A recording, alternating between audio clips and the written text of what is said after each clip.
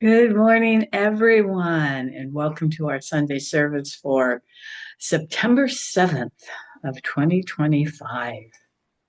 I'm starting a 2-week series today about and talking about a book called The Big Leap.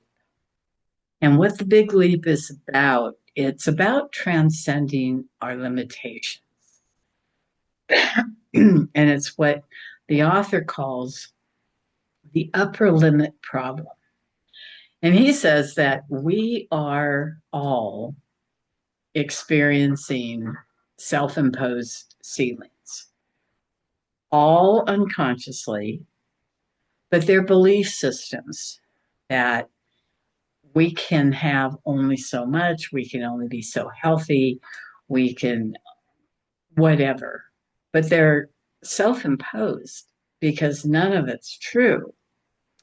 So, in the first chapter, which he calls Challenge to Happiness, he talks about the upper limit problem, which is our own inner self sabotaging tendency to unconsciously limit our happiness or success. Now, you know, a lot of us can only feel like we can only have so much happiness. We say we can be totally happy, filled with joy. And yet, when it comes down to us, there's something inside stopping us from actually feeling joy or feeling happiness. Um, we stop ourselves from having more money. We stop ourselves from having greater health. We stop ourselves out of doing and being so much. And we do it by finding some sort of an excuse. We don't have enough money. We don't have enough time. We don't have enough energy. I don't have a way to get there. It goes on and on and on. But when we take a look at our lives, yes, there are things on this physical plane that you can say are the real reasons that we come up for that. And I'll give you an example. Mine is the sleep issue. There are some nights that I don't sleep at all, or I only get 2 or 3 hours sleep. And if there's something that I'm supposed to be doing, but I don't really want to be doing, I will call and cancel and say, hey, I only got 2 hours sleep last night. There's no way I can do this. And yet, on the Sunday mornings that I have to get up and go drive to Clear Lake, which is a 2 hour and 15-minute drive for me, I don't care if I've had only 2 hours sleep. I'm up, I'm getting dressed, I'm going. So, what causes us to not have the greater good in our lives that we want? Now, in the book, the author is talking about a lot of stuff to do on this third dimensional plane. Having more money, having more success in our lives, having a better house, having a better car, all those type of things. I want to switch that around and have us look at our spiritual growth, our spiritual expansion. So I have a question. How many of you meditate every day? How many of you forget to meditate every day? How many of you say, I just can't meditate at all? 5 minutes, that's all. That's all. Well, those are your upper limits. Those are your ceilings. That's the part of you inside that's keeping you from meditating. It's not you on the conscious level, it's you on the unconscious level. So, you know, there's a lot there's a lot of areas in our lives that we say we can only have so much good in that. And when I was doing the book, which I'm still doing in a class, what I came up with was my health. And I was really surprised when I was journaling that health had a ceiling to it. And in delving deeper through the meditations, through going within, through journaling, I realized that I'm the healthiest person in my family. I have two brothers and a sister. Every one of them, my oldest brother has had 15 or 17 different operations for all different things in his body. My younger brother has had 9 or 10 or 11. Both sister-in-laws have had back surgeries and knee surgeries and this and that and the other thing. My sister has had surgeries. She has all sorts of aches and pains. She can't get out and do this or that or the other thing. And what I realized is there's a part of me that says, I can't be better or greater or more expanded than my family. The reason why is because in the past, and we go back 50, 60 years ago now, but that far long ago, they were making fun of me because I was trying to be healthy. I was doing things 60 years ago that are common today. I was lifting weights. I wanted to get my body into shape. I got laughed at. Girls don't do that. There were other things, 60 years ago, there was a lot of natural foods and things coming out, natural ways of doing things, made a huge, huge backlash with my family for me doing a lot of these things. And because of how I was, I mean, I was only 18 years of age 60 years ago. So I was insecure. I didn't know the greatest part of me. And so I stopped doing a lot of things. And that, because of that, it created my ceiling. So we have to look at ourselves. We have to journal. We have to do those type of things to really take a look at ourselves and see where our ceilings are. Because we have ceilings in every place that there is in our lives. And he has a statement in chapter 1 that says, each of us has an inner thermostat setting that determines how much love, success, and creativity we allow ourselves to enjoy. And of course, when I read that for the first time, my thought went creativity, art, drawing, writing, whatever. And then when I was thinking about that word creativity, it's like, my gosh, there are people out there that just love to cook or bake or be in their gardens or, be out in the workshop creating things with wood or metal or whatever else. I mean, there's hundreds of ways of being creative that have nothing to do with artsy, craftsy stuff. So, where is your ceiling? Where is your ceiling spiritually? How much do you stop yourself from being unconditionally loving? Well, if I'm unconditionally loving, I'm going to get walked all over. Not necessarily. Not when we take in all the other aspects of being unconditionally loving. So, taking a look at how often do you meditate and why don't you meditate more? How often do we walk around the house just using I am statements? I am loved. I am creative. I am the Christ. From the Way of Mastery, that's one of the first statements that he has us connecting with more and more often during the day, I am the Christ. And as the Christ, how would I act in this situation? How would I be in this situation? So those are the things that we want to look at for ourselves. And chapter 2, he talks about 4 different zones. And he talks about the first zone is incompetence. Now, incompetence does not mean that you're stupid, that you're not intelligent. He says that when you are first learning something, that is the incompetence. First learning to type, man, you're all over the board. First learning to write, to print.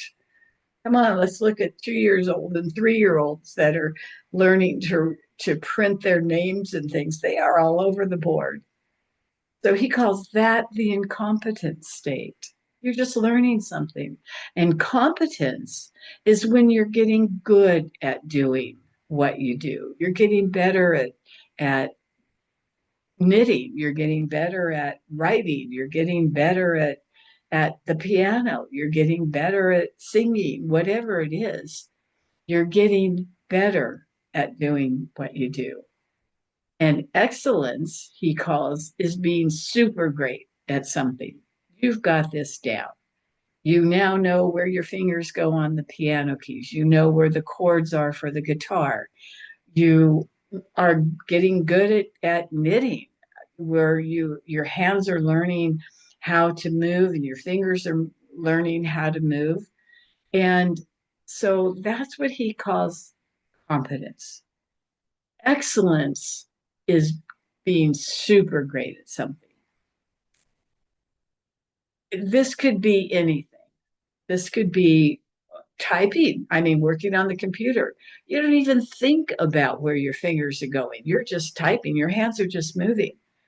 That is what he calls excellence, where we're not having to think about what we're doing to get good at it.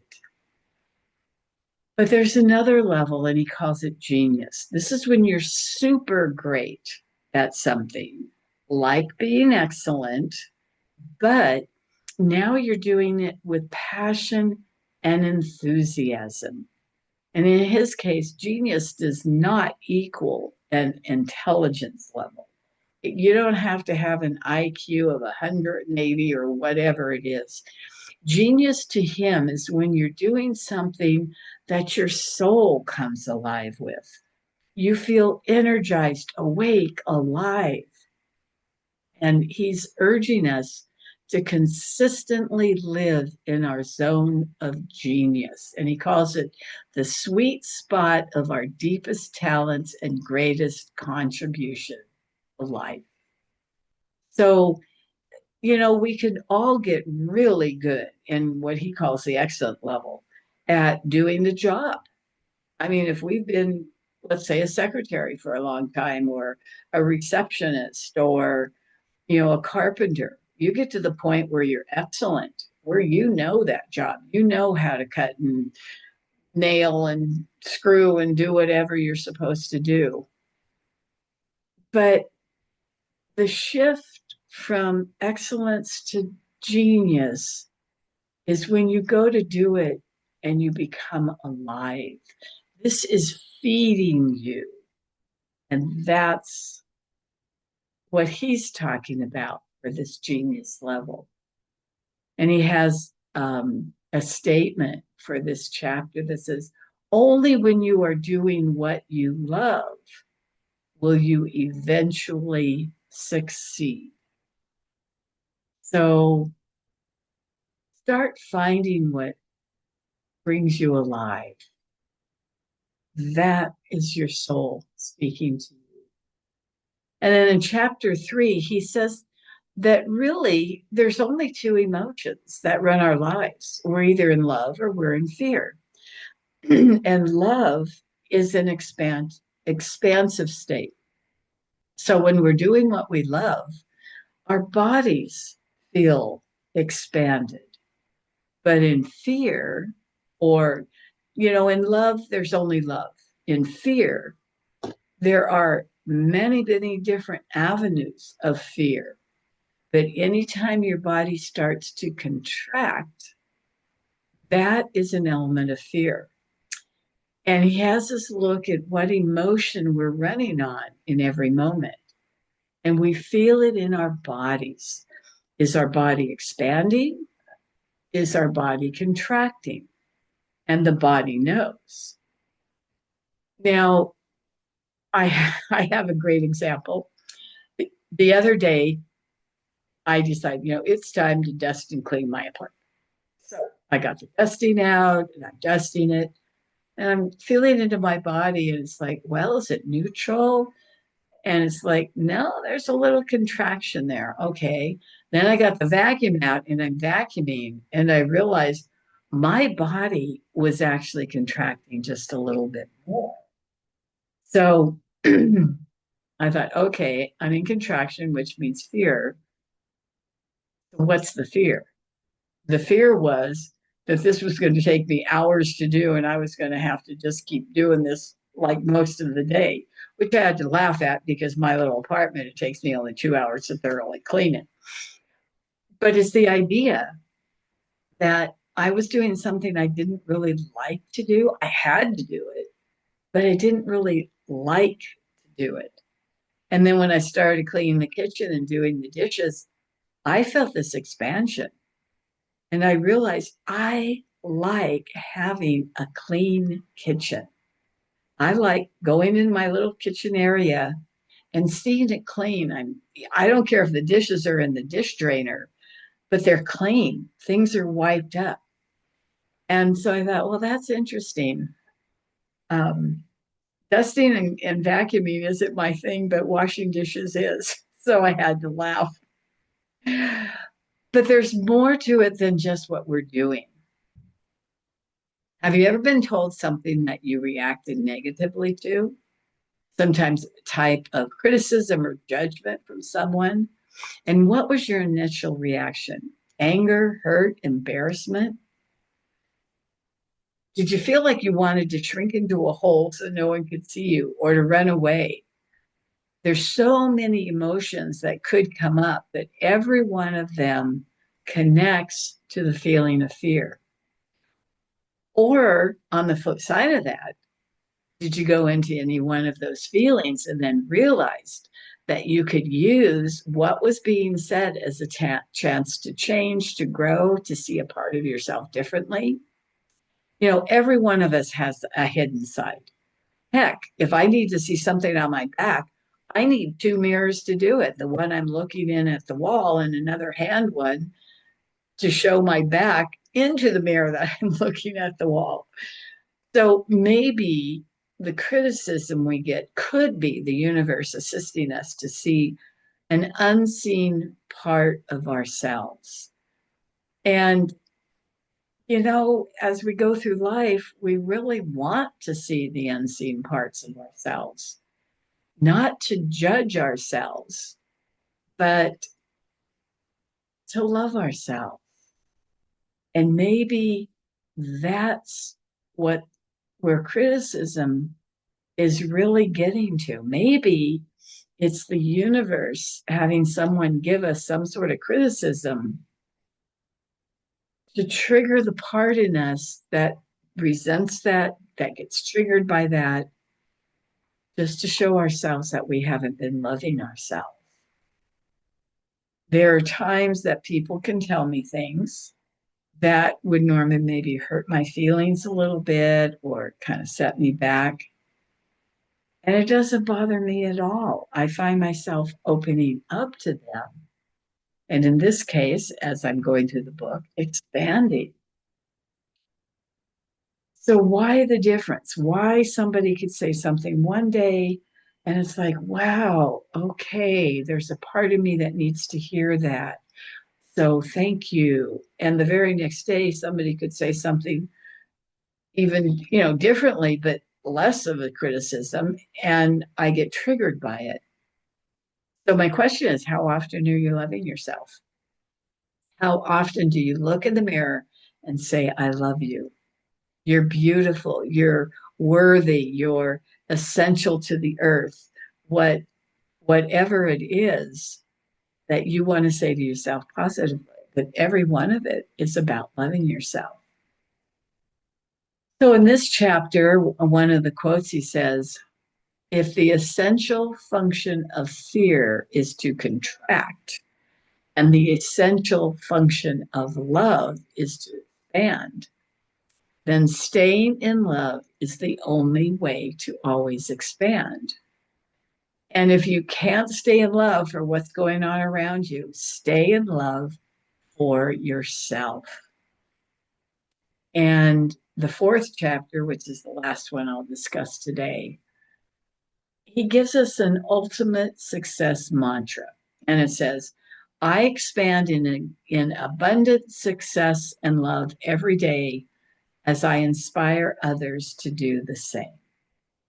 So, what he's doing in this chapter is he's encouraging us to use some type of a daily internal repetition to align our consciousness and subconscious, the conscious and subconscious minds. So, I'm going to ask you to close your eyes right now and just say this quietly to yourself, to your inner self. I expand in abundant success and love every day as I inspire others to do the same. And just feel that in your body. What resistance do you feel? Do you feel that there's a tightness inside of you? Maybe not much, but are you feeling expanded, or do you feel a little bit of contraction? I expand in abundant success and love every day as I inspire others to do the same. So, what is your mind saying in the background to you right at this moment? And this is a key step because we can mentally override what our inner self is saying. But the challenge with that is we're not looking at what our inner self is saying. And that is what's running us in the long run. You can go ahead and open your eyes. You know, when I first started saying that statement, that mantra, I felt a little awkward at first, but then gradually I noticed shifts in my mood, in my openness, even in conversations within myself. And I really had to look at what was really going on inside of me. I didn't want to look at what I was resisting in this statement. You know, after all, I've been doing this work for so long, I shouldn't, quote unquote, have any resistance to it. But I did, and sometimes I'll still do. However, the more I'm saying it, the more it's becoming a truth for me. And what I realize is that the first part of that statement, I expand in abundance. I'm okay for that. Success, I have a question mark with that because what is success for me? So that's another one I have to look at. And the love every day. So most of that part of the statement, I can feel myself expanding. It's the second part of the statement, as I inspire others to do the same. And it wasn't that I felt a contraction, it was more that I didn't feel an expansion. So then I had to look at myself and say, well, where am I really inspiring others to do the same, to expand in abundant success and love? Where am I doing that? So these are things that I had to look at for myself of where I'm not living the greatest life I can live. And he has this one quote in this chapter: the only thing preventing you from living in your zone of genius is an upper limit problem. So, living in our zone of genius, living in the state of expansion, joy, love, that's your zone of genius. You could be doing anything, anything at all, and you could be feeling just alive and vibrant, no matter what it is.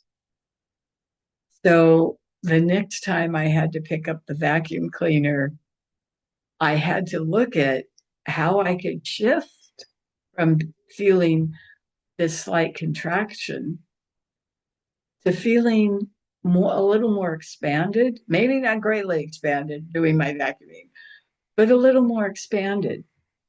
And what I realized is, as much as I really, really like my kitchen being really clean, I could move that into the floors and the carpets, that I could really learn to really like my place being clean. And yes, I like my place being clean, but this could move into really loving my place being clean, because that is a reflection of me. So thank you so much for watching this video today. Have a beautiful, beautiful week. God bless, and much, much love to everyone.